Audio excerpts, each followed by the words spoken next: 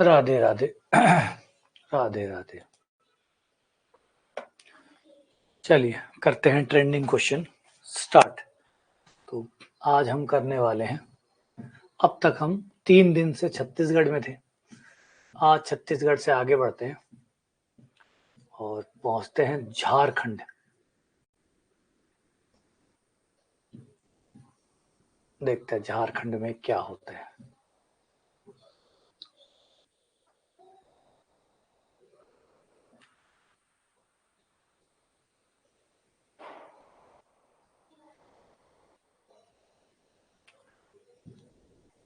तो जय झारखंड। तो आज हम लोग हैं झारखंड पे। झारखंड में 31 शायद अगस्त को या 31 जुलाई को पेपर हुआ था पीजीटी का, मैथमेटिक्स का। तो वो जो पेपर है उस पेपर के क्वेश्चंस आज हम अब अगले 2-3 दिन हम झारखंड के पेपर करेंगे। झारखंड में क्या पेपर आता है, कैसे क्वेश्चंस आते हैं। प्रायिकता तो यही है, सवाल यही है, गणित यही है, लेकिन पूछते कैसे है ना, पूछ कैसे रहे हैं, किस तरीके से पूछ रहे हैं, उस पर बात करते हैं। तो सवाल ये रहा आपके स्क्रीन पर। ए और बी दो घटनाएं हैं, बताओ निम्न में से कौन सा कथन सत्य है। कौन सा कथन सत्य है। ए और बी दो घटनाएं हैं, कौन सी बात सत्य है। शाबाश, दिमाग लो, सिंपल क्वेश्चन है। सिंपल क्वेश्चन है, बस पूछने का तरीका अलग है। फॉर्मूला ही पूछा है लेकिन पूछा अलग तरीके से।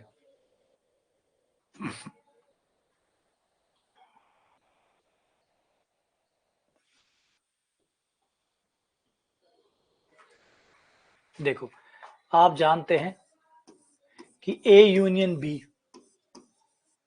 और ए इंटरसेक्शन बी दोनों की प्रायिकताओं का जोड़ बराबर होता है P A plus P B.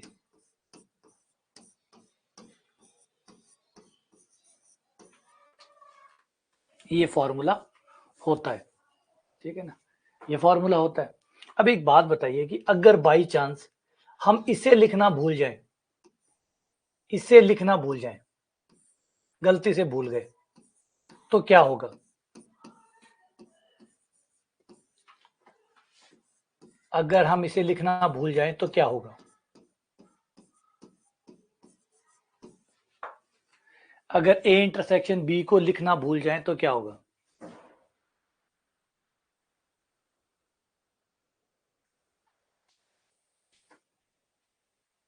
ऐसे नहीं समझ में आ रहा, तो ऐसे समझ लो। ये है 2+3 बराबर है 4+1 है 5 बराबर 5। अगर गलती से अगर हम 3 को लिखना भूल जाएं, इस साइड वाला 3 है उसको भूल गए, यहां 2 इधर नहीं भूले, अब बराबर वाले चिन्ह का क्या होगा। बराबर वाले चिन्ह का क्या होगा, तो कुछ नहीं होगा, बड़े का चिन्ह हो जाएगा। बड़े का चिन्ह क्यों हो जाएगा, बड़े का चिन्ह क्यों हो जाएगा, मतलब बड़े का चिन्ह इसलिए हो जाएगा कि आप कुछ नंबर भूल गए, तो भूलने से ये साइड हल्की हो गई है। ये जो साइड है LHS ये हल्की हो गई है, क्योंकि कुछ भूल गए तो हल्की हो गई है, तो वो साइड हल्की हो जाएगी। लेस देन इक्वल्स टू, अच्छा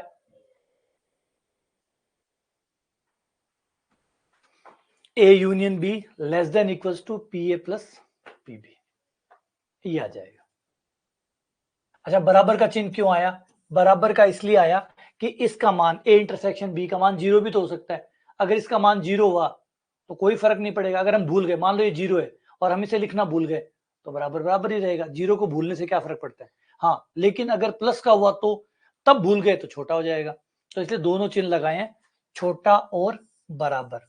दोनों क्यों लगाए हैं, क्योंकि ये चीज 0 या 0 से बड़ी है। 0 भी हो सकती है या 0 से बड़ी भी हो सकती है।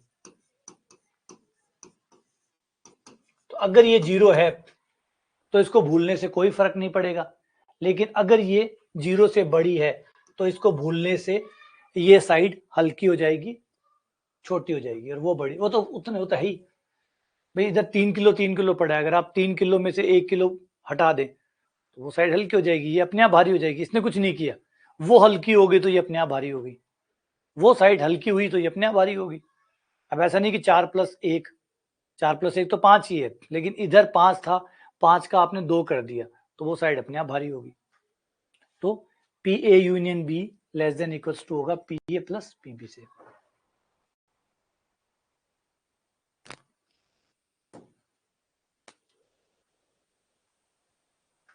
यहाँ थोड़ा सा एक चीज देखने को मिलेगी झारखंड वालों में कि हिंदी बहुत खराब है, हिंदी बहुत ज्यादा खराब है, भयंकर खराब, खराब ही नहीं भयंकर खराब।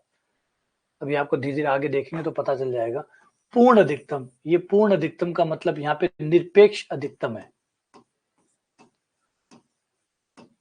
निरपेक्ष अधिकतम। इस फलन का 0 से लेकर 2 के बीच में निरपेक्ष अधिकतम ज्ञात करो या निरपेक्ष उच्चिष्ट ज्ञात करो।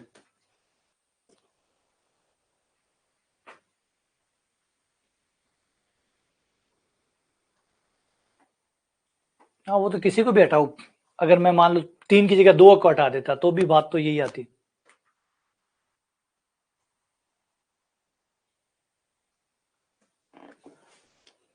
अब इसमें याद करो निरपेक्ष कैसे निकालते हैं आप लोग, निरपेक्ष कैसे निकालते हैं। एक तो होता है स्थानीय, लोकल, एक तो होता है स्थानीय, है ना, दूसरा होता है आपका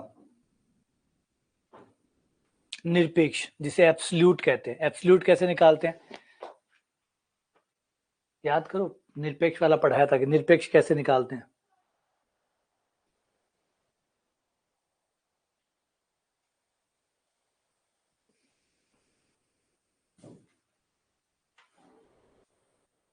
डायरेक्ट वैल्यू पुट करके, हाँ शाबाश।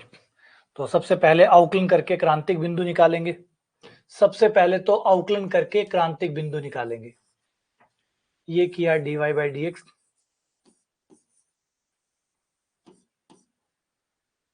3x² -3, इसे अवकलन किया, अवकलन को 0 कर दो, x के मान निकाल लो,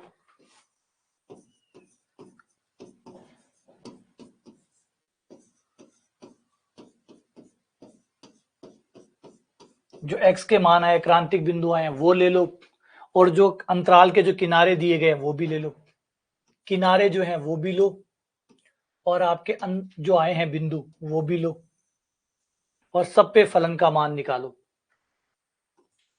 x बराबर 0 पे भी, x बराबर 2 पे भी, और जो आपके क्रांतिक बिंदु आए हैं -1 और +1 इन पर भी, चारों पर फलन का मान जो आपका फॉर्मूला है y बराबर x³ -3x + 2, इसमें मान रखो, निकालो, पहले इसका निकालो तो y बराबर हो जाएगा 2, इसका निकालो तो y बराबर हो जाएगा 8, 8 और 2 10, 10 -6 4, -1 का निकालो, इसका निकालोगे तो -1, 3 2 5 और ये भी 4, फिर प्लस का 1 रख दो तो ये हो गया 1 2 3 3 0। सबसे बड़ा कौन सा हुआ, 4। इन चारों में से सबसे मैक्सिमम कौन सा हुआ, मतलब मैक्सिमम हुआ 4। ये होता है निरपेक्ष। पूरी लिस्ट बनाते हैं, किनारे वाले भी लेते हैं और जो क्रांतिक बिंदु आए हैं वो भी लेते हैं, सब लेकर जो सबसे बड़ा उत्तर देगा वो निरपेक्ष होगा, जो सबसे छोटा देगा वो निरपेक्ष न्यूनतम होगा। तो निरपेक्ष न्यूनतम कौन सा हो गया, 0। ठीक है,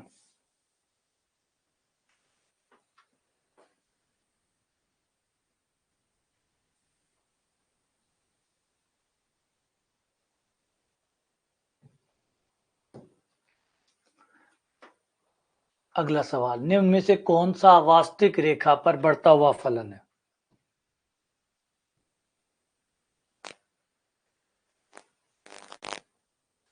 बढ़ता हुआ फलन है, ये देखो, ये थोड़ी ज्यादा हिंदी होगी, बढ़ता हुआ फलन, वर्धमान फलन को बढ़ता हुआ फलन। क्योंकि वो डिक्शनरी से उठाते हैं ना, तो डिक्शनरी को क्या पता कि गणित में इसको क्या कहते हैं। डिक्शनरी तो फिर डिक्शनरी में जो उससे मिलता जुलता वर्ड होता है वो उठा देता है। बढ़ता हुआ फलन यानी वर्धमान, इनमें से कौन है जो वर्धमान है?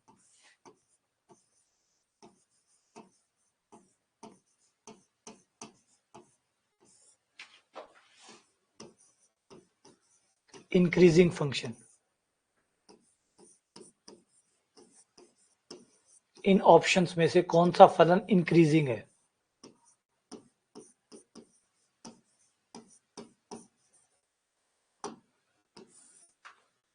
कौन सा फलन इंक्रीजिंग है?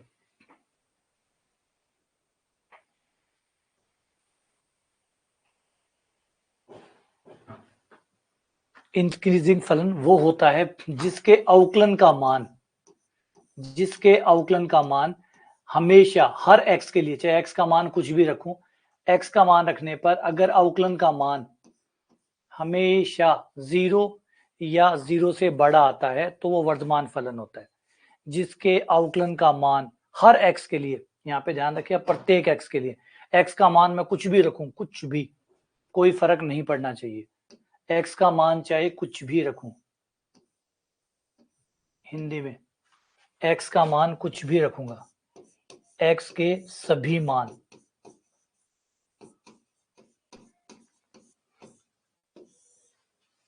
x के मैं सारे मान रखूंगा, लेकिन अवकलन का मान हमेशा 0 या 0 से बड़ा ही आना चाहिए, माइनस का नहीं आना चाहिए। तो पहले वाले को देखो, तो पहले वाले में ये शर्त पूरी हो रही है। f डैश x अगर हम अवकलन करें तो x का अवकलन हो गया 1, 1 का हो गया 0, f डैश x बराबर 1 आ गया।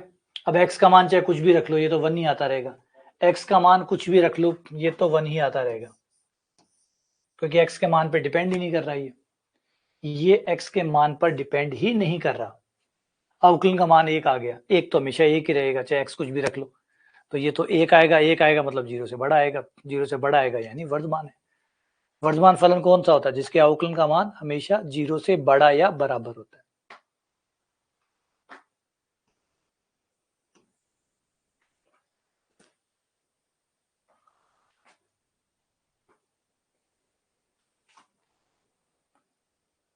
ठीक है,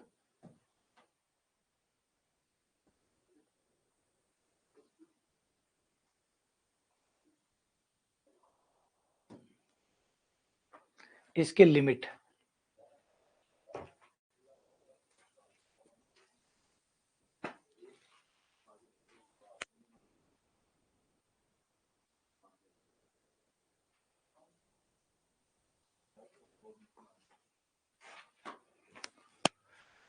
1 माइनस कॉस एक्स बटा X, limit X tends to 0।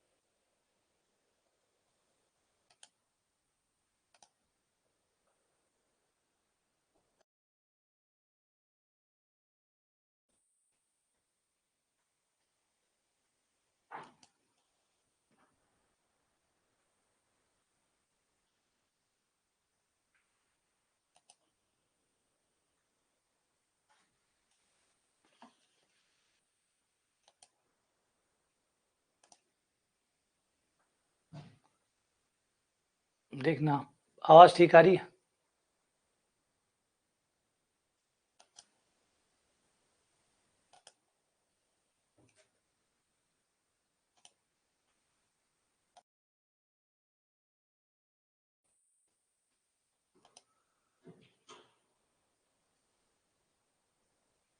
आवाज ठीक आ रही है? देखना सही है ना? ठीक है, ठीक है।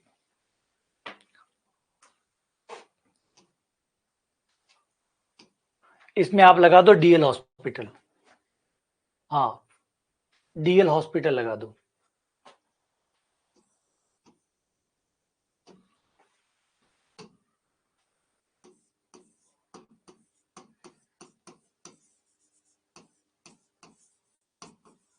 अच्छा, क्यों लगेगा? रख के देखो, x का मान 0 रख के देखो, x का मान 0 रख के देखो। x का मान जैसे 0 रखोगे ये आ जाएगा 1 माइनस कॉस 0 बटा 0। कॉस 0 का मान 1 होता है, ये हो गया 1 माइनस 1 बटा 0। 1 में से 1 गया 0, 0 बटा 0। और अगर 0 बटा 0 रूप हो जाता है तो फिर डीएल हॉस्पिटल लगा सकते हैं। 0 बटा 0 रूप हो गया तो आप डीएल हॉस्पिटल लगा सकते हैं। तो अब डीएल हॉस्पिटल लगा दो। और डीएल हॉस्पिटल क्या कहता है? ऊपर वाले का अवकलन ऊपर, नीचे वाले का अवकलन नीचे। भाग का नियम नहीं लगाना है, भाग का नियम नहीं लगाना है। ऊपर वाले का ऊपर अवकलन करो और नीचे वाले का नीचे अवकलन करो। 1 माइनस कॉस एक्स का अवकलन,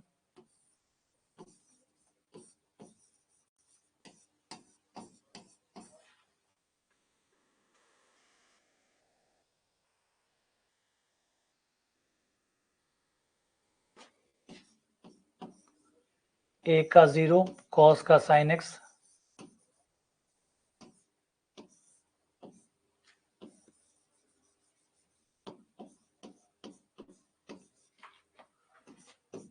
साइन 0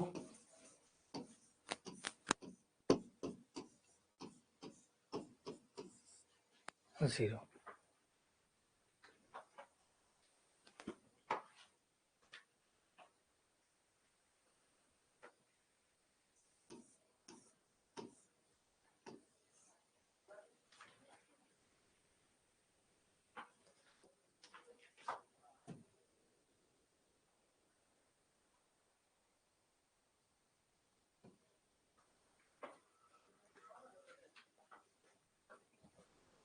इनके सबकी भाषा बहुत खराब है, हिंदी वाली भाषा सबसे खराब है। हिंदी जो इनकी की गई है ना वो ट्रांसलेटर से की गई है। क्वेश्चनों की जो हिंदी है वो ट्रांसलेटर से कर दी, जैसे ट्रांसलेटर में डाल दिया और जो हिंदी बन के आई वो का वो ही डाल दिया। एक कलश में एक्स सफेद वाई लाल गेंदे हैं, इनमें से सभी गेंद बारी बारी से निकाली जाती है, तो निकाली गई दूसरी गेंद के सफेद होने की क्या प्रायिकता है?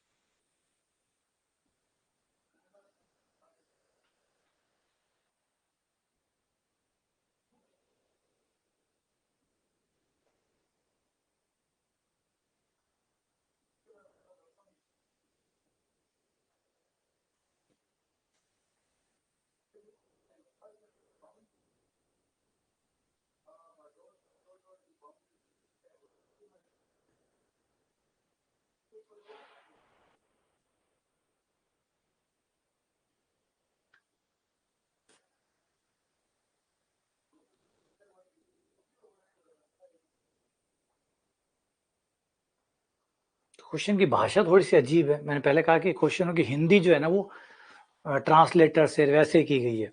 पहली बात तो ये समझिए कि दूसरी गेंद तीसरी गेंद का कोई फर्क नहीं पड़ेगा। क्यों नहीं पड़ेगा? क्योंकि यहाँ पे गेंदों को वापस रखा जा रहा है। जब गेंदों को वापस रखा जा रहा है तो गेंदें वापस उतनी हो जाएगी। अब पहली गेंद चाहे सफेद आई हो चाहे लाल आई हो, आपने वापस डाल दी, वापस डालते गेंदें वापस उतनी होगी। और वापस उतनी होगी तो फिर कोई फर्क ही नहीं पड़ेगा कि आपने पहली गेंद क्या आई थी। भाई गेंद आई और आपने बाहर रख ली तब तो फर्क पड़ेगा ना। सपोज करो 5 लाल गेंद होती और आप एक गेंद निकाल लेते और अगली बार निकालने जाते हैं तो 4 लाल गेंद बचती, क्योंकि एक बाहर आ चुकी है, आपने बाहर निकाली। अब अगर आप गेंद निकालते हैं, देखते हैं, वापस रख देते हैं तो कोई फर्क ही नहीं पड़ेगा, चाहे वो पहली बार हो चाहे दूसरी बार हो, वो तो बात तो एक ही है। तो टोटल आपके पास कितनी गेंदें हैं? बोला एक्स सफेद है, एक्स वाई लाल है, तो कुल तरीके कितने हो गए? दूसरी गेंद को निकालने के कुल तरीके x प्लस वाई, कुल तरीके x प्लस वाई, उसमें से सफेद गेंद होने के x,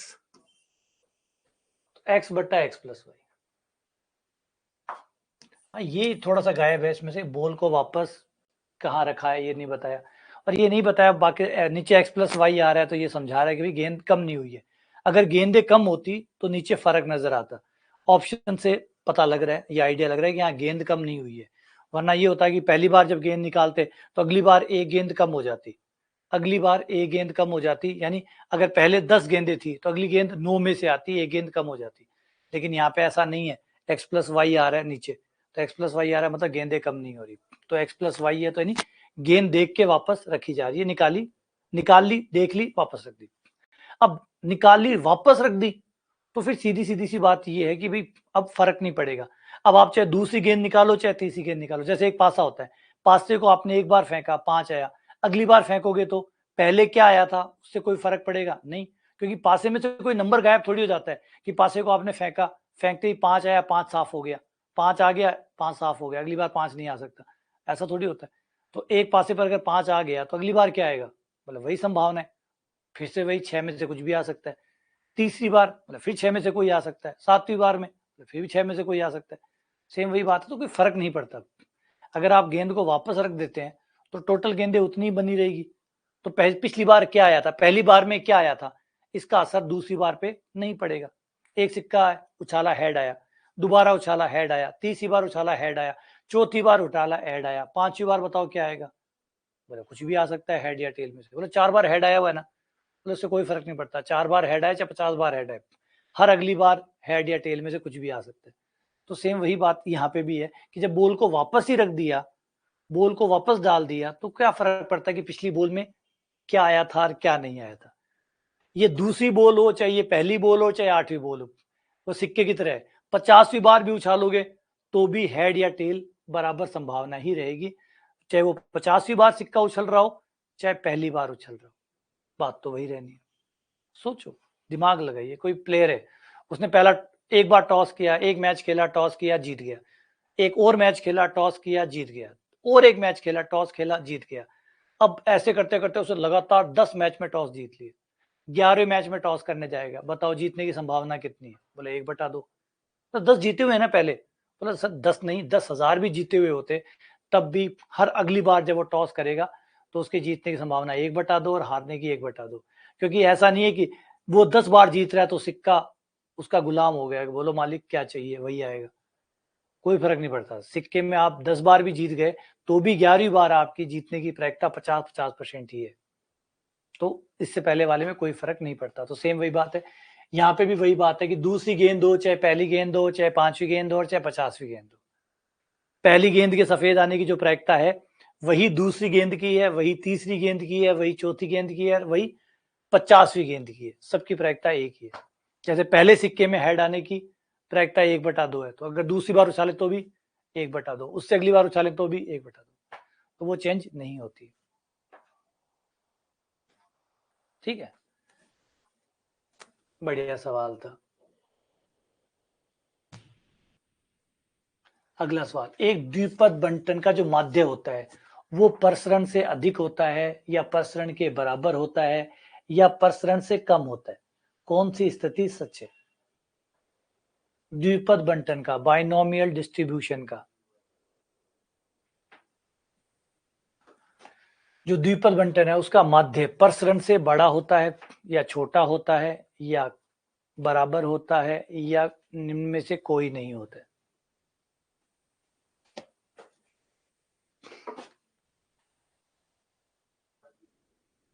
महेंद्र कह रहा है कि पिछले वाले प्रश्न का उत्तर एक नहीं हो सकता क्या? हो नहीं सकता, गणित में होता नहीं है अपनी मर्जी से, ऐसे नहीं हो सकता है क्या? नहीं होता, गणित तर्कों से चलती है। अगर लाखों लोगों की जान भी जा रही हो ना, अगर लाखों लोगों की जान भी जा रही हो तब भी गणित में 1 और 1 2 ही होगा। ऐसा नहीं है कि अच्छा हो लाखों लोगों की जान जा रही है 1 और 1 को 3 कर देते, समझो। अगर परले भी आ रही हो ना धरती पे तब भी गणित में 1 और 1 2 ही होगा, यहाँ तो जान जाने का सवाल ही नहीं है। तो गणित के साथ कभी ये उम्मीद ना करिए ऐसा हो जाएगा, आपको लगता है उसके हिसाब से उत्तर आ जाएगा, नहीं।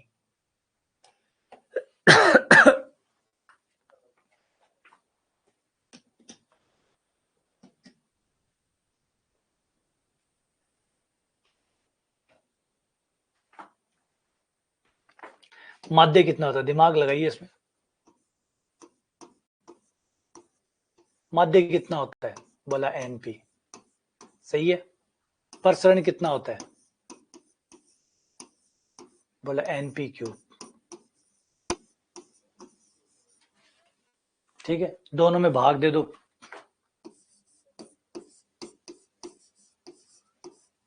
प्रसरण बटा माध्य,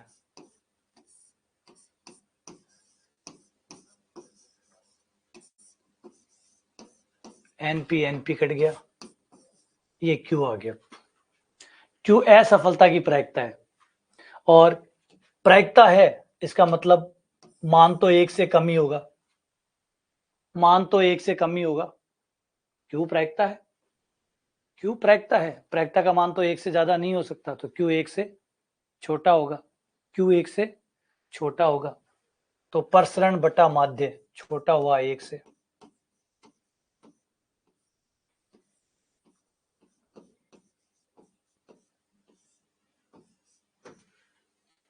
वज्र गुणा कर दो, प्रसरण छोटा हुआ माध्य से,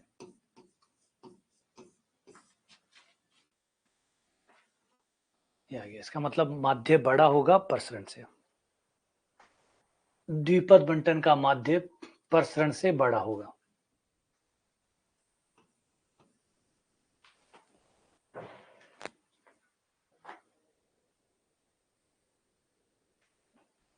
क्यू एक नहीं हो सकता, क्यू एक होने पर पी जीरो हो जाएगा, पी जीरो हो जाएगा तो भागने लगेगा।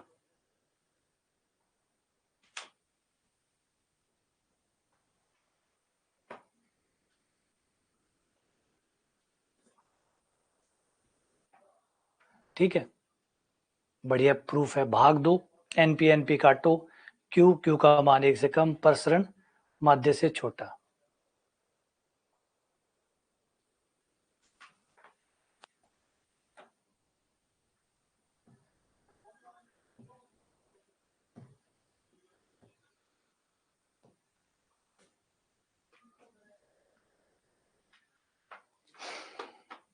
यहाँ पे फिर से वही गलती कर दी। अब ये हिंदी, मैंने जैसे बताया था कि हिंदी को डायरेक्ट चेंज करने की वजह से क्रम और डिग्री, ये क्रम नहीं है बल्कि कोटि है,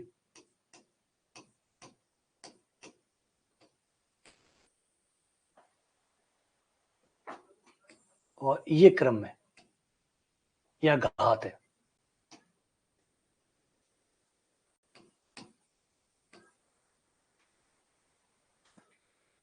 अब यहां पता लगता है कि उन लोगों ने कैसे, है ना, अगर आप गूगल में जाके ट्रांसलेट करें तो ऑर्डर को वो क्या बोलेगा, ऑर्डर को वो क्रम बोलेगा, ऑर्डर को क्रम बोलेगा, और डिग्री को वो डिग्री बोलेगा, डिग्री को डिग्री बोलेगा, तो पता लगता है कि ट्रांसलेटर में जाके ऐसा कैसा दे दिया और उसे हिंदी करवा ली।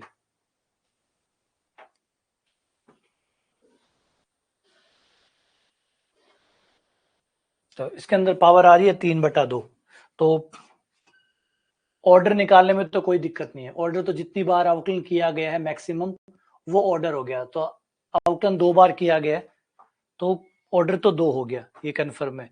लेकिन पावर निकालने से पहले, डिग्री निकालने से पहले पावर को पूरा पूरा बनाना पड़ेगा, तो दोनों तरफ वर्ग करने पर, दोनों तरफ वर्ग करने पर,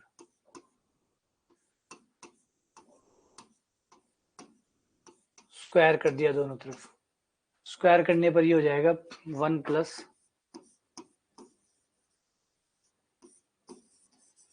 dy बाई dx का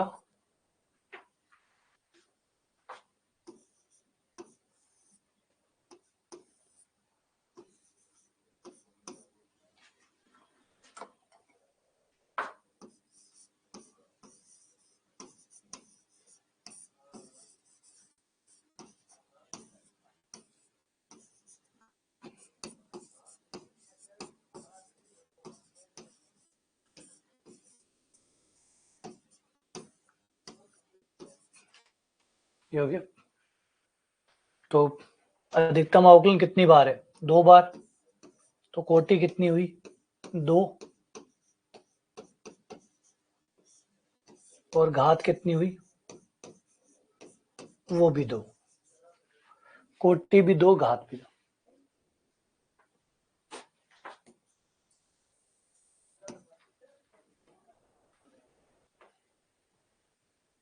कोटि 2 और घात भी 2।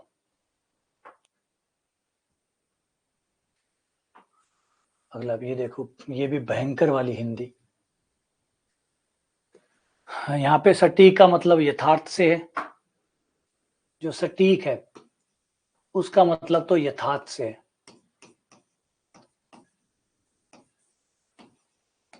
और जो दूसरा सजातीय है उसका मतलब समघातीय से है।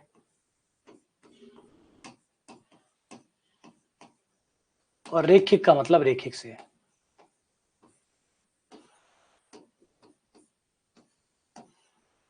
बस एक ही वर्ड जो है वो सही नाम लिखा हुआ है, बाकी नाम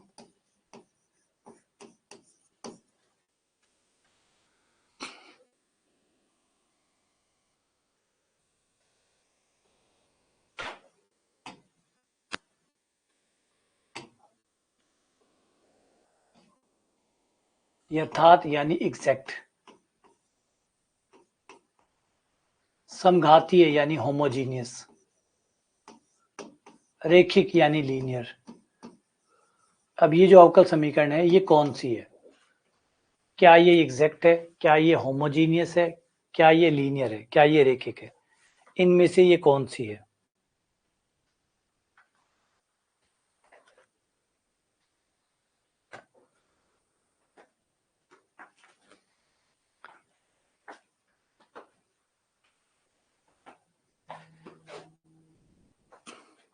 सबसे पहले हम लोग चेक कर लेते हैं।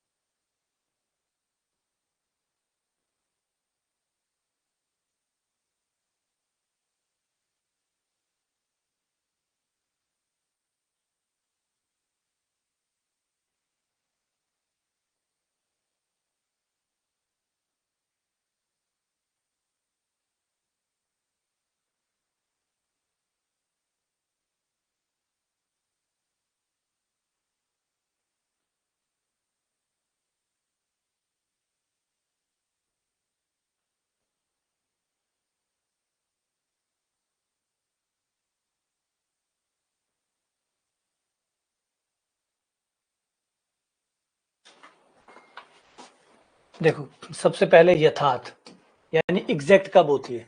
एग्जैक्ट तब होती है जब M D X plus N D Y, समीकरण को ऐसे लिखो, जो dx के साथ है उसको m बोलो, जो dy के साथ है उसको n बोलो, del m over del y, m का y के सापेक्ष आंशिक अवकलन करो, n का x के साथ करो।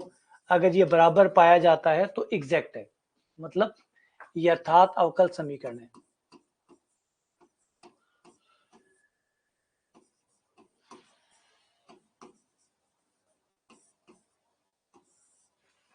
अगर ये शर्त पूरी होती है तो अगर मैं यहां लगा के देखूं, क्या ये शर्त यहां पूरी हो रही है? ये मेरा m का मान हो गया, ये मेरा n का मान हो गया, ये m, ये n, m का मुझे करना है y के साथ, m का y के साथ करूंगा तो 2 आएगा। फिर मुझे n का करना है x के साथ, n का x के साथ करूंगा तो -3y का 0, 2x का 1, माइनस माइनस प्लस, प्लस का 2 आ गया। काम कर रहा है, मतलब सटीक तो है, यथार्थ तो ये है, यथार्थ डन होगी। यथार्थ के बाद में है क्या ये होमोजीनियस है? होमोजीनियस मतलब समघातीय, सबकी घात बराबर होनी चाहिए, हर पद के ऊपर घात बराबर होनी चाहिए। तो ये एक घात का है, ये एक घात का है, ये एक घात का है, मतलब समघातीय है, तो समघातीय भी हो गया। सब पे घात बराबर है तो समघातीय भी है। तीसरा रेखिक, अगर मैं इसमें dy का भाग दूं,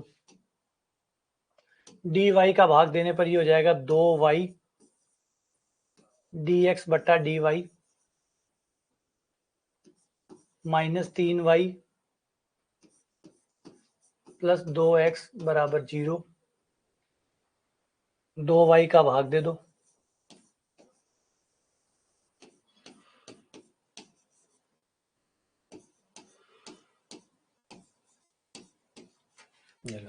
ये x की रेखिक अवकल समीकरण बन गई। तो x की रेखिक अवकल समीकरण भी है, तीनों है, सटीक भी है, रेखिक भी है, सजातीय भी है, तीनों शर्तों को ये पूरा कर रहा है। ये यथार्थ भी है, ये समघातीय भी है, और ये रेखिक भी है। हाँ, रेखिक y की नहीं है, x की है, तो ये तो क्वेश्चन ने कहा ही नहीं कि y की नहीं होनी चाहिए, x की नहीं होनी चाहिए, किसी की भी हो, है। ठीक है, हमने dy का भाग दिया, dy का भाग दिया, किसी की भी बनो, y की बनो, x की बनो, किसी भी एक की बन जाओ, चल जाता है। समघातीय का मतलब कोई जरूरी नहीं कि x वाली हो, y वाली हो तो भी चल जाएगा, y वाली ना हो, x वाली हो तो भी चल जाएगा, समघातीय होना चाहिए बस। अब 1 मिनट, इस क्वेश्चन में थोड़ा सा करेक्शन लग रहा है।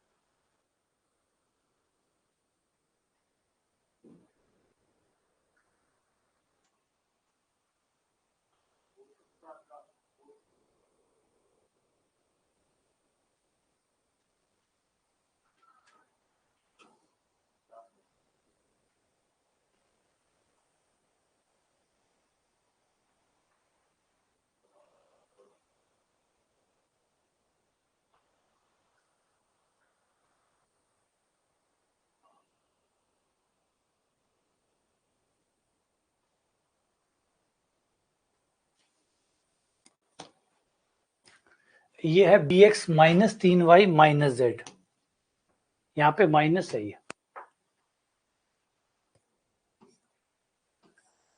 इसमें करेक्शन कर लेना। देखो, bx -3y z और j कैप,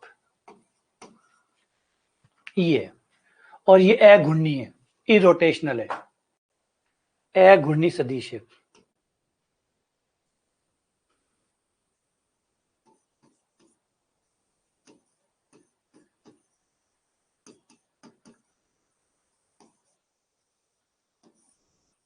इरोटेशनल है।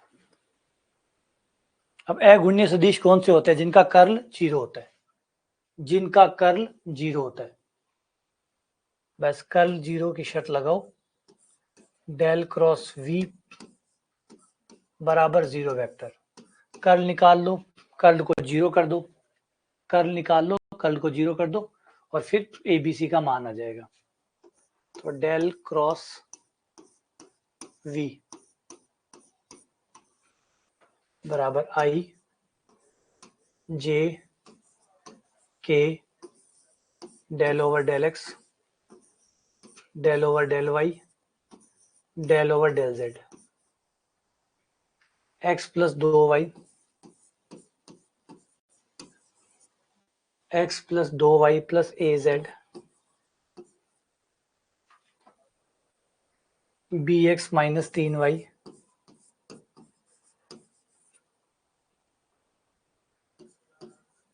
Minus z 4x plus cy plus 2z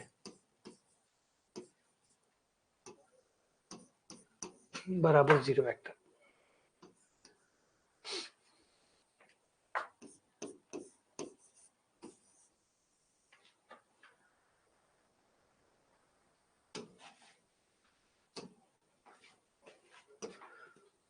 ये कैंसिल, इसके साथ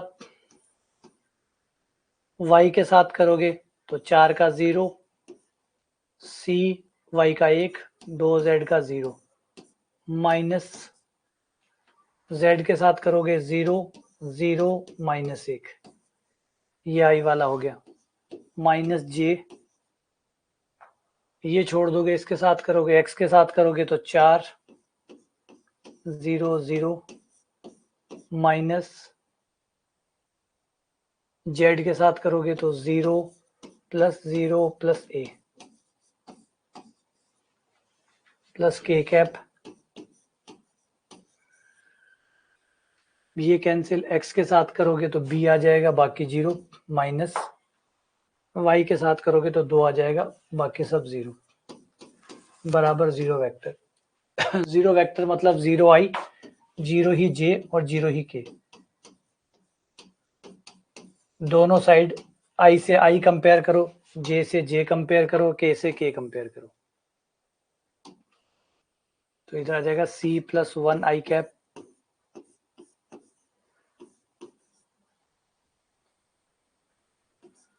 minus 4 minus a j cap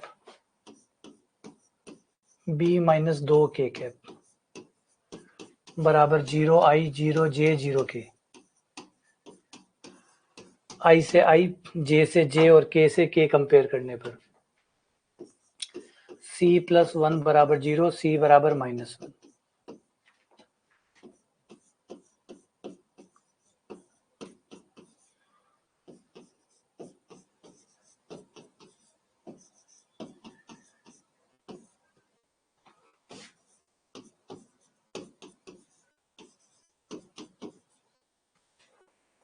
a का मान 4 b का मान 2 c का मान -1।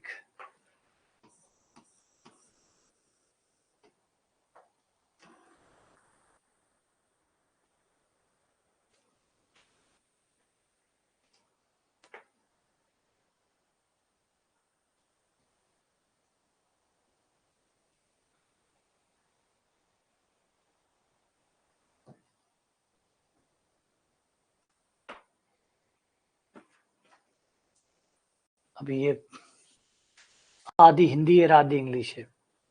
गुणात्मक सोलेनोइडल, ये देखो, ये एक, जब मैं बताता हूँ गूगल से ट्रांसलेट करते हैं तो यही होता है। जब गूगल को किसी का हिंदी नाम नहीं पता होता तो वो एज इंग्लिश का नाम वैसे का वैसा चिपका देते हैं, इंग्लिश का नाम वैसा का वैसा चिपका देते हैं। तो सोलेनोइडल को तो सोलेनोइडल कह दिया, और जो इरोटेशनल था उसको घूर्णन अघूर्णीय कह दिया। तो जो इंग्लिश नहीं हो पाई उसको एज इट इज लौटा दिया, और जिसकी इंग्लिश हिंदी हो सकती थी उसको कर दिया। ठीक है, तो अब ये वाला सोलेनोइडल का मतलब है प्रणालिका, सोलेनोइडल इंग्लिश वाला है जिसका मतलब है प्रणालिका सदिश।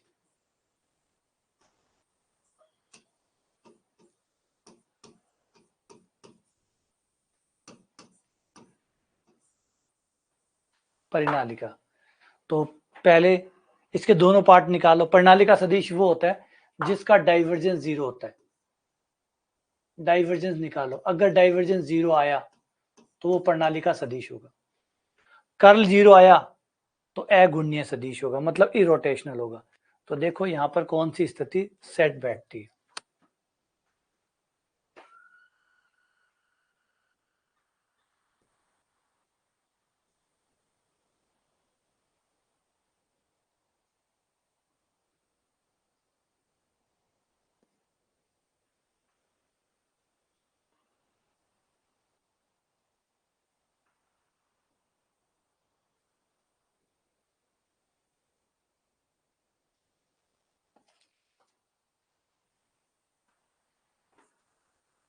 हाँ, इरोटेशन, अघूर्णनीय को इरोटेशनल कहते हैं, अघूर्णनीय।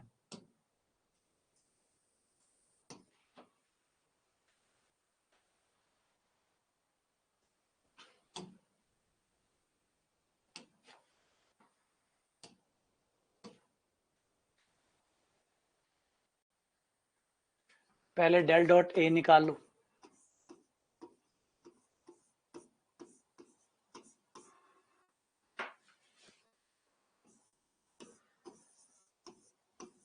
आई वाले का एक्स के साथ, जे वाले का वाई के साथ,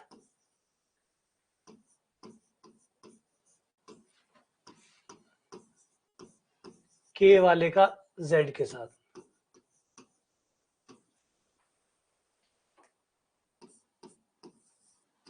जीरो जीरो जीरो, तो डेल डॉट ए जीरो आ रहा है, इसका मतलब परिणालिका है।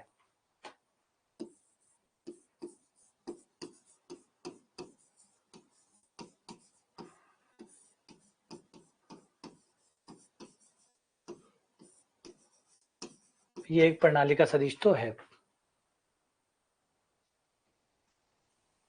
अब डेल क्रॉस निकालते हैं।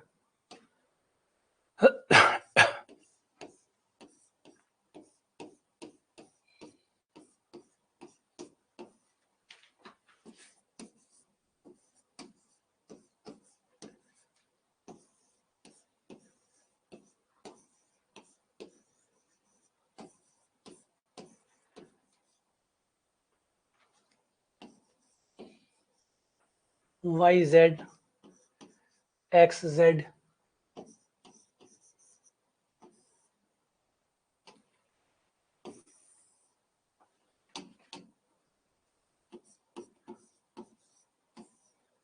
ये कैंसिल, वाई के साथ करोगे तो एक्स आ जाएगा, जेड के साथ करोगे तो एक्स आ जाएगा, माइनस जे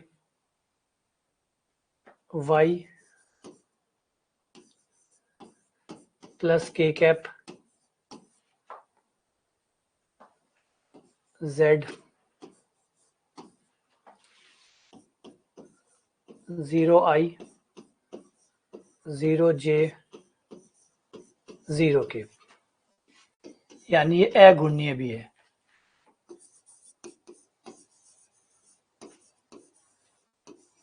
तो परिणालिका भी है, अघूर्णनीय भी है।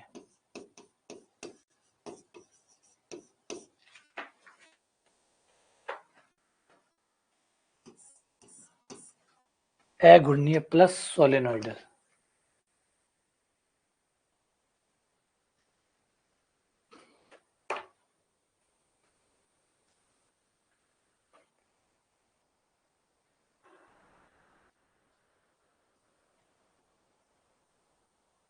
अब ये फिर से का विचलन, ये विचलन किसको कह रहा है?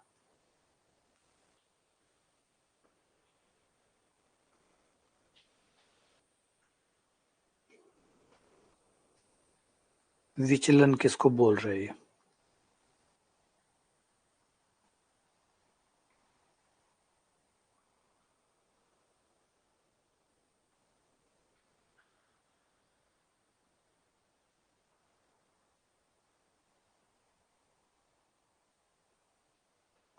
अच्छा, डाइवर्जेंस को विचलन बोल रहे हैं, डाइवर्जेंस को बोल रहे हैं।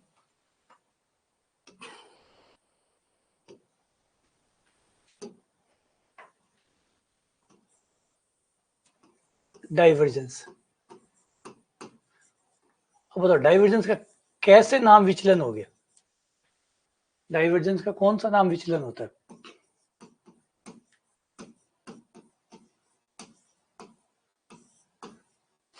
तो इसीलिए मैं आपको कहता हूँ कि जो भी चीजें पढ़ते हो ना, साथ साथ में ये चीज जरूर ध्यान रखो कि इंग्लिश के साथ जरूर चलो, क्योंकि हिंदी में यही होता है, अधिकतर यही मिलेगा आपको। आप कहीं भी पेपर देंगे, वो लोग हिंदी ऐसे ही करते हैं, क्वेश्चनों की हिंदी ऐसे ही करते हैं, वो ट्रांसलेटर में डालते हैं, ट्रांसलेट करके जो हिंदी बनती है वो हिंदी आपको पकड़ा देते हैं। अब चाहे वो हिंदी वैलिड हो या ना हो, क्योंकि उनकी भी गलती नहीं है, हिंदी होती नहीं है। जो भी मैथ्स के कंसेप्ट है, जो मैथ्स के क्वेश्चन है, वो जिन बुक्स में से आता है, ज्यादातर तो किताबें इंग्लिश में ही है, हिंदी में है ही नहीं। तो उन क्वेश्चनों को गूगल से या ट्रांसलेट करके, जिससे भी ट्रांसलेटर से बना रहे हैं, वो ऐसी हिंदी करके देगा आपको। अब यहाँ पे दूरी वेक्टर का मतलब है आर वेक्टर। आपका जो आर वेक्टर है उसका डाइवर्जेंस कितना होगा?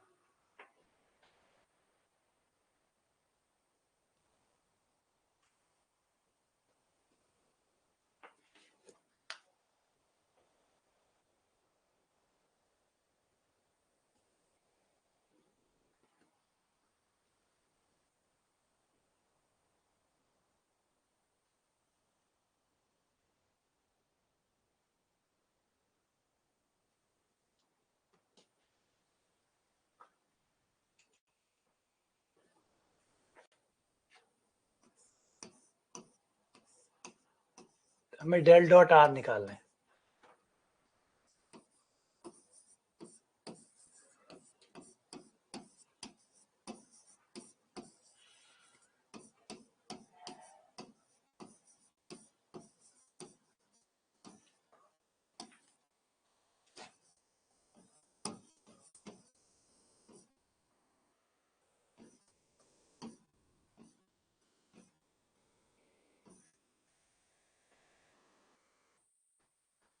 तो आई का आई करेगा,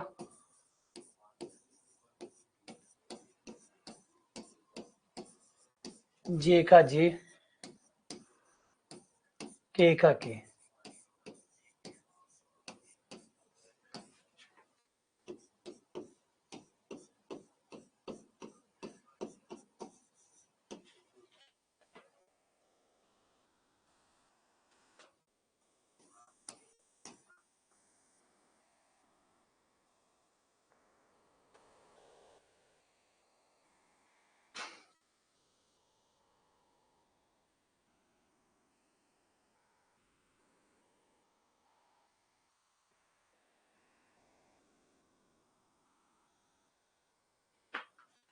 अब यहाँ पे भी थोड़ा सा इसकी भाषा जो है वो खराब है, मैं समझाता हूँ। यहाँ पे सतह का मतलब समतल से है, सतह का मतलब समतल से है, और सामान्य सदिश, सामान्य का मतलब अभिलंब से है।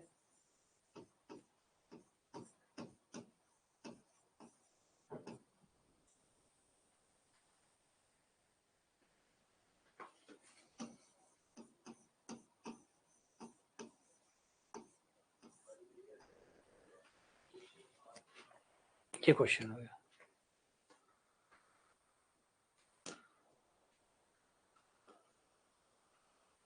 अब यहाँ पे ये चीज जो मैं बता रहा था ना, एकदम आप अगर मिलाओ ना, तो सीधा आपको पता लग जाएगा कि गूगल ट्रांसलेटर का यूज किया गया।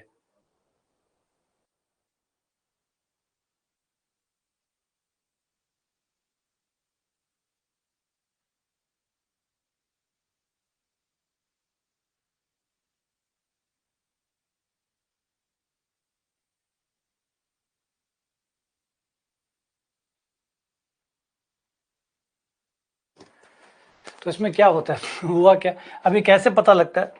इंग्लिश में क्वेश्चन था नॉर्मल वेक्टर निकालो, है ना, क्योंकि इंग्लिश में तो नॉर्मली बोलते हैं इसको। तो गूगल, अब सोच के देखिए, तो गूगल जो है, गूगल है, वो तो कॉमन है, वो कोई मैथ्स का बंदा थोड़ी है, गूगल मैथ्स का बंदा थोड़ी है। तो गूगल क्या करेगा? आप भी सोचो, अगर कोई और बंदा होता, हिस्ट्री का कोई बंदा होता, उससे आप पूछते कि भैया नॉर्मल को हिंदी में क्या कहते हैं। सोचो, अगर आप किसी हिंदी वाले बंदे को पूछते और हिंदी वाले बंदे को कहते कि भैया बताओ नॉर्मल को क्या कहते हैं, तो वो क्या बोलता? बोला सामान्य, है ना। हाँ, अगर गणित का बंदा है, उससे पूछते कि बताओ नॉर्मल को क्या बोलते हैं, तो वो कहता अभिलंब बोलते हैं, है ना, तो सामान्य ही बताएगा। तो अभी सोच, ये क्लियर यहां से समझाता है कि भाई इन लोगों ने सीधा गूगल ट्रांसलेटर में जाके हिंदी की हुई है, एज इट इज हिंदी करके आ गए और वो लेके आ गए। ऐसे ही प्लेन है, प्लेन, अब कितने लोग हैं सोच के देखो जो प्लेन को समतल कहते होंगे, सिर्फ गणित वाले लोग ही प्लेन को समतल कहते हैं, वरना बाकी और जो लोग हैं वो तो सतह ही कहते हैं, या फर्श कहते होंगे या सतह कहते होंगे। हम ही लोग समतल कहते हैं, गणित वाले लोग ही है जो प्लेन को समतल कहते हैं, वरना तो सब सतह ही कहते हैं। वो जो कॉमन वर्ड है वो उठाए गए हैं, और एकदम कॉमन वर्ड उठाए गए हैं, इसका मतलब सीधा सीधा है कि भाई डायरेक्ट वहां से उठाया गया। अब आ जाओ सवालों के ऊपर, तब आप इंग्लिश की मदद लेंगे, जब ऐसा आएगा तो आप इंग्लिश की मदद लेंगे। देखो क्वेश्चन ये कह रहा है कि ये जो 3 बिंदु हैं ये समतल पे स्थित है, P1 P2 P3 ये तीनों इस समतल पे स्थित है।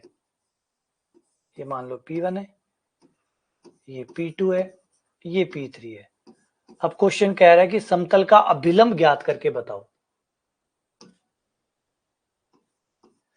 और अब दिमाग लगाओ कि अभिलंब कैसे निकलेगा, अभिलंब वेक्टर कैसे निकलेगा।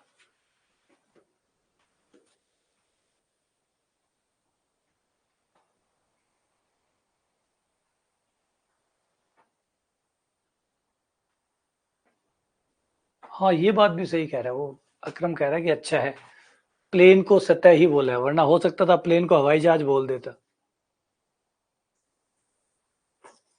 शाबाश, बहुत बढ़िया बहुत बढ़िया, हाँ बिल्कुल बिल्कुल शाबाश।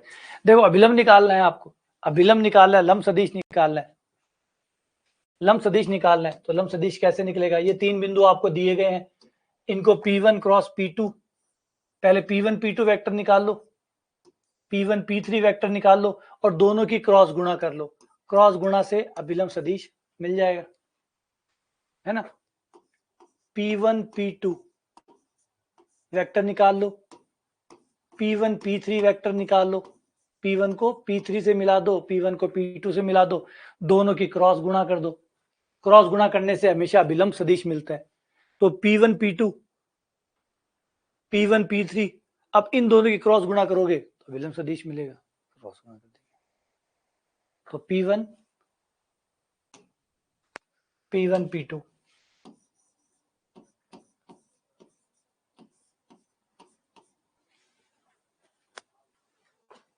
ये आ गया I 1 minus 0 I minus J, ये P1 minus P2, P1 P2 आ गया, ये P1 P3, P3 में से P1 घटा दो, 0 I माइनस J के, अब क्रॉस गुणा कर लो,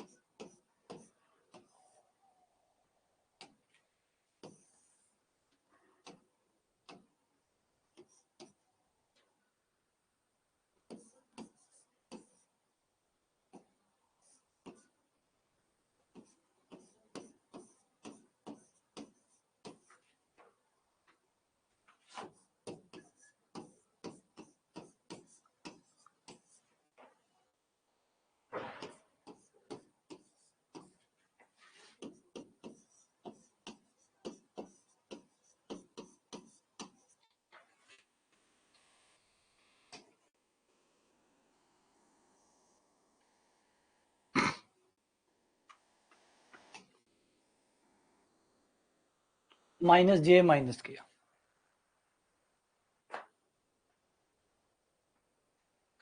हाँ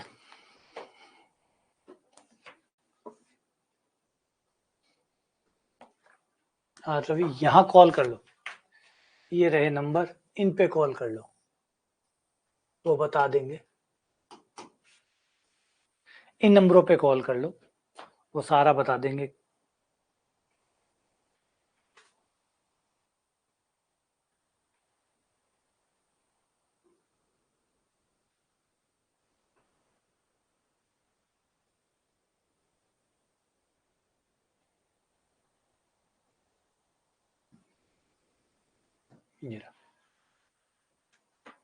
एक सदिश सोलेनोइडल कब कहलाता है? एक सदिश सोलेनोइडल कब कहलाता है? सोलेनोइडल प्रणाली का सदिश कब कहलाता है? हाँ रवि, वो नंबर दिए हुए उस नंबर पे कॉल कर लो, वो सारी बातें समझा देंगे तुम्हें।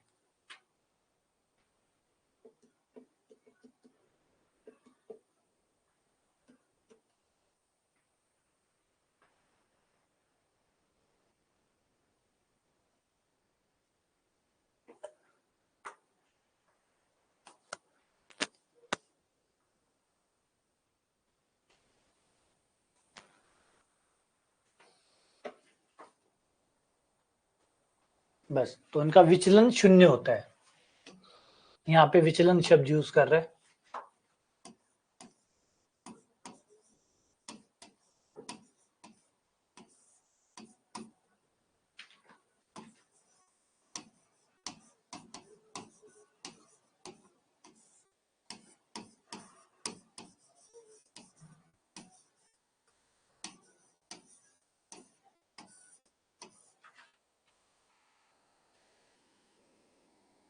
अच्छा, एक चीज आप लोग देख रहे हैं कि पेपर जो बन रहा है सो तो ठीक है, लेकिन पेपर बनने के बाद पेपर बनाने वाला बंदा मैथ्स का ही तो रहा होगा, पेपर बनाने वाला बंदा मैथ्स का ही तो रहा होगा, उसने पेपर को क्रॉस चेक तक भी नहीं किया, ये भी चेक नहीं किया कि भैया हिंदी गलत हो रही है या नहीं हो रही है।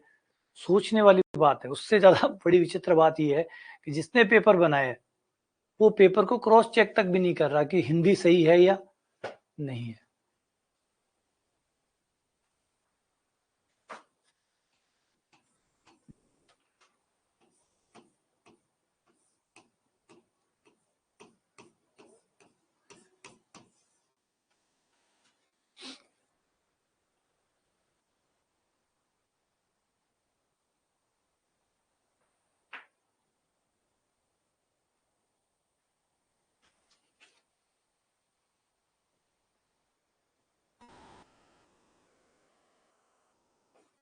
अगर कोई सदिश अघूर्णी है, अगर कोई सदिश अघूर्णी है मतलब इरोटेशनल है, तो क्या होगा?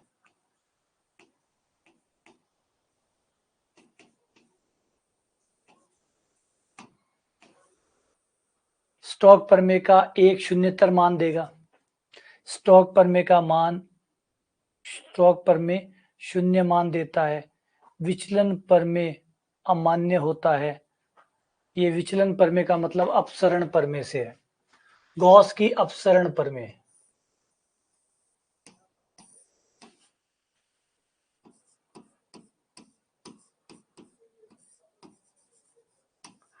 गॉस की divergence theorem.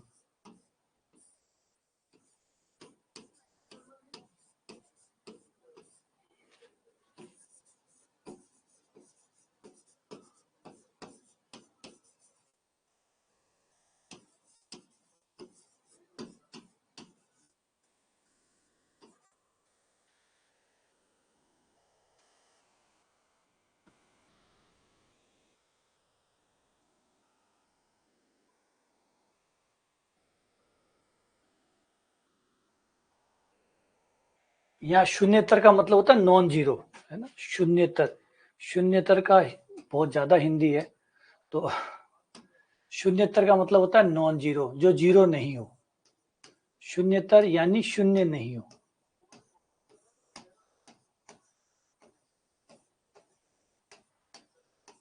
Non zero.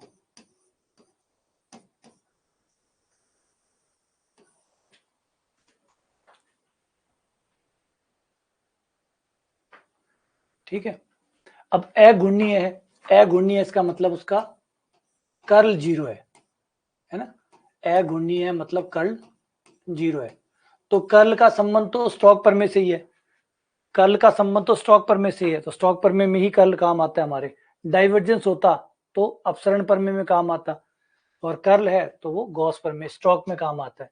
Stock प्रमेय कहती है, स्टोक्स थ्योरम,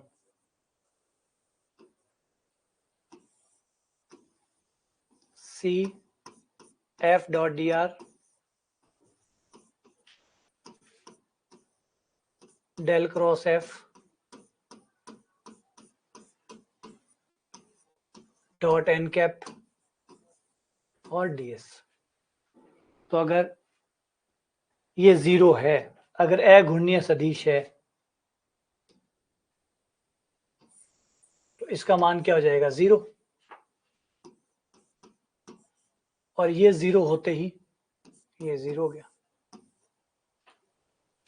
तो स्टोक प्रमेय का मान शून्य हो जाएगा।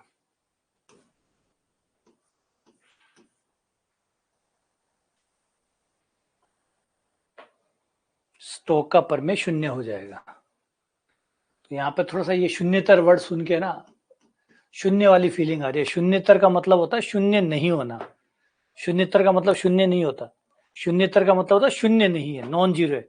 नॉन जीरो को शुद्ध हिंदी में शून्यतर कहते हैं। नॉन जीरो, जो जीरो नहीं है, शून्यतर। तो ये थोड़ा सा बहुत ज्यादा हिंदी है।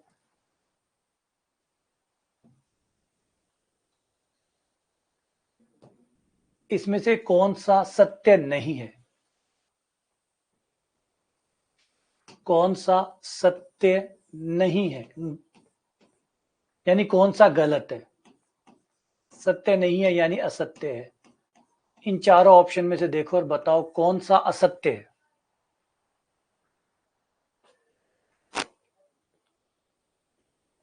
हाँ, शून्यतर, शून्य से इतर, शून्य के अलावा।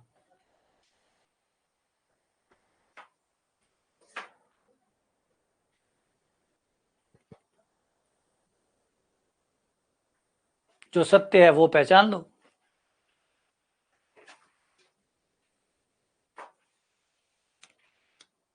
देखो ये तो सत्य है, सबसे नीचे वाला तो डेफिनेटली सत्य है कि अगर बी क्रॉस सी करेंगे सदिश आएगा, फिर ए से क्रॉस गुणा करेंगे सदिश आएगा।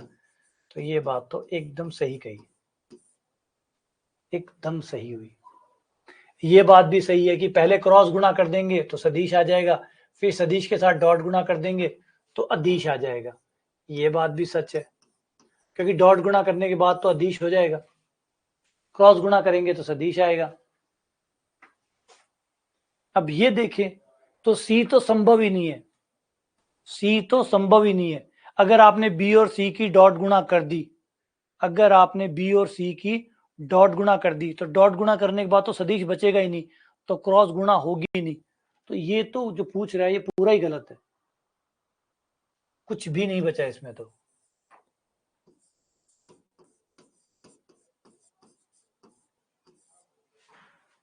अच्छा ये नहीं, अगर आप परिभाषित ही नहीं है, सही बात है, बिल्कुल बढ़िया बात है, ये परिभाषित ही नहीं है, ये हो ही नहीं सकता।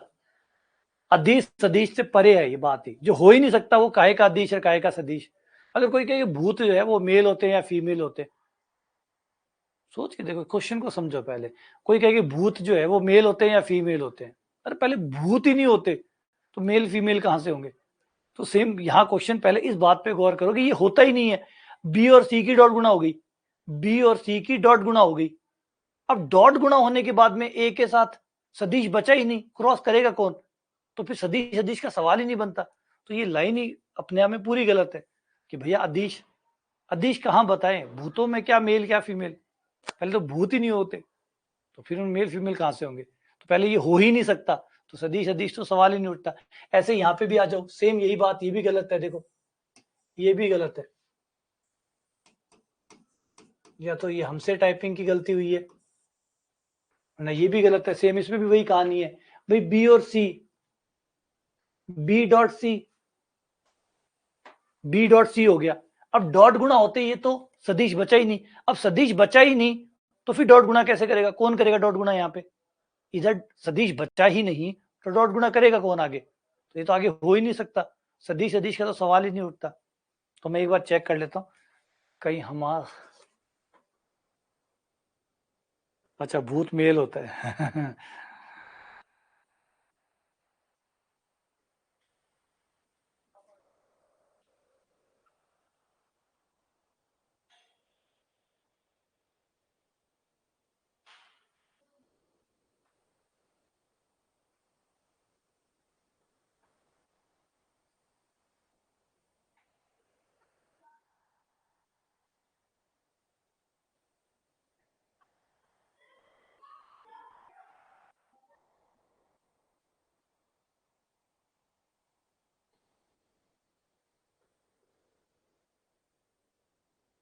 गलत है, दोनों ही ऑप्शन है। हाँ बिल्कुल यही दिया हुआ, दोनों ही गलत है।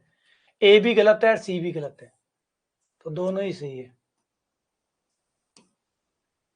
क्योंकि दोनों ही संभव ही नहीं है। जब संभव ही नहीं है तो किस बात के अधीश है, किस बात के सदिश?